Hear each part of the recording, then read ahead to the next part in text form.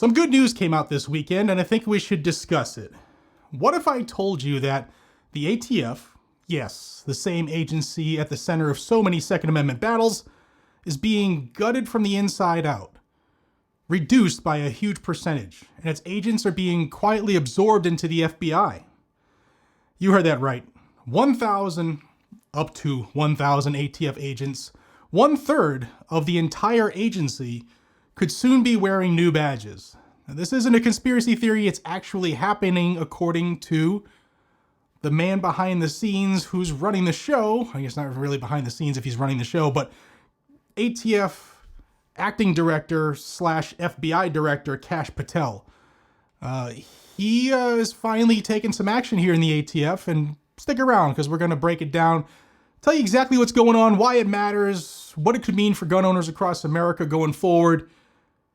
But I'll throw this stat out there first. What should be noted is right now, before anything happens with Kash, the ATF has about 5,281 employees, which includes about 2,600 special agents and about 862-ish industry operations investigators. Those are the IOIs, the people who actually audit federal firearms licensees throughout the country. Welcome back to Guns and Gadgets, your premier source for Second Amendment news. If you care about your rights, if you want to stay ahead of the gun control narrative, then hit subscribe now and join this growing freedom family. Ring the bell notification so you never miss a headline that affects our freedom. Trust me, this one could be a very big deal. Before I dive in, I want to thank CMMG for sponsoring today's video. If you're looking for high-quality tools, some of the most innovative engineering on the market today, you've got to check out CMMG. They also support our right to keep and bear arms, as the owners have put up their own money to sue the ATF, and not a lot of companies can say that. They also support this channel, so show them some love and use code GNG10 when you're over there. You'll be happy you did. So here's what we know so far. FBI Director Kash Patel, yes, the same Kash Patel who's been tasked with overhauling the FBI, is also serving as the acting director of the ATF, and up until this weekend, he'd been silent. In fact, I did see an interview with him this weekend where he said he wanted to remain radio silent for the first 30 days, and that he did. And according to CNN sources, Kash is preparing to move as many as 1,000 ATF agents into the FBI. Now, CNN was big mad about this. I think this is something that could be very, very good, and let's discuss it. Now, this would cut the ATF's enforcement staff by more than 1/3. Let that sink in. The agency that's been enforcing gun control laws, raiding homes, dare I say assassinating people in their own home, and regulating firearms is about to lose 1/3 of its manpower. Now, an ATF spokeswoman disputed that the agents were being reassigned to the FBI. In a statement, she said on Saturday that as part of the ATF and the FBI's plans to address issues at the southern border, quote, the ATF will temporarily assign approximately 150 agents from existing field offices to other ATF field offices where they will continue serving as ATF agents to support the Surge Initiative. Now, she conveniently didn't say anything about what Kash said, that 1,000 of them are going to the FBI. She just stayed with, we're going to move some of our agents to different locations to cover the surge. Well, the surge is going to be these ATF agents being moved to the border as FBI or something like that. But, you know, we never get the full scoop, but hopefully with this new move by Kash, we'll have more information going forward. But gun right groups have long viewed ATF, as we have here on this channel, as a threat to the Second Amendment, right? The sole purpose of the agency is to infringe on the Second Amendment. But now the question becomes, is this really a victory or just a restructuring of federal power with a different badge? Now, that's something I want you to really consider. Some insiders say that the shift would start at the border, where hundreds of agents reassigned to the border are related for criminal enforcement, but not as ATF, but as FBI agents. And that raises serious questions about transparency, jurisdiction, constitutional oversight, etc.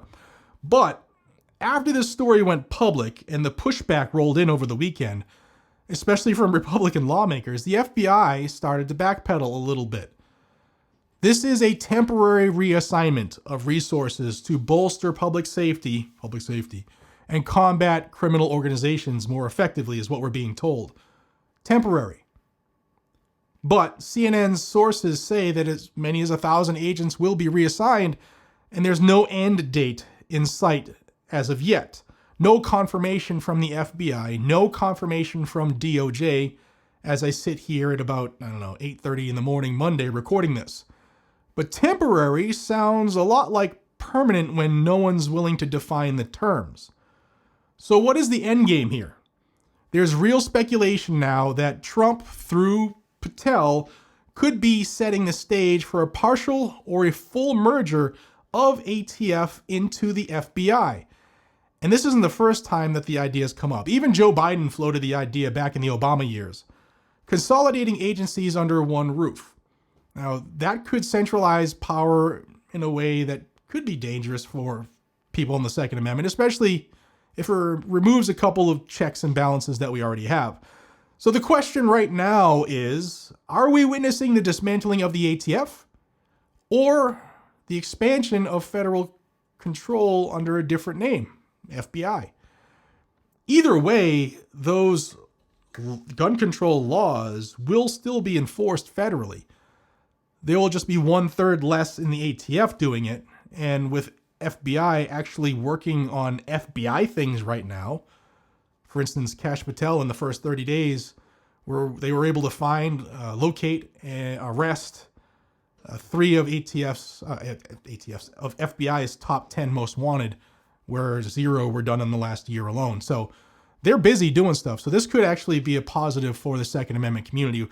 But whatever it is, one thing's clear. This has major implications on how gun laws are enforced going forward. And who's going to be doing the enforcing? What do you guys and gals think? Is this a good thing? With 1,000 coming out of ATF's coffers, 1,000 personnel? Or is it a Trojan horse because it's only temporary, even though there's no end date for this temporary reassignment? Drop your thoughts in the comments below. I would really, really love to hear your opinion on this. I'm going to read as many as I possibly can, but I want to make sure to ask you to subscribe to the channel and give this video a like and share it with your friends and family, because mainstream media is not going to talk about this like we will. Don't forget to check out CMMG. I can't tell you where to go, but I can tell you that G&G 10 saves you quite a bit. They're patriots over there, and they're proud supporters of our right to keep and bear arms. So support those that support you. Guys, my name is Jared from Guns and Gadgets. This is where your voice is louder than ever here on the Second Amendment News. Now stay safe, stay informed, and as always, stay free. God bless America. Take care, y'all.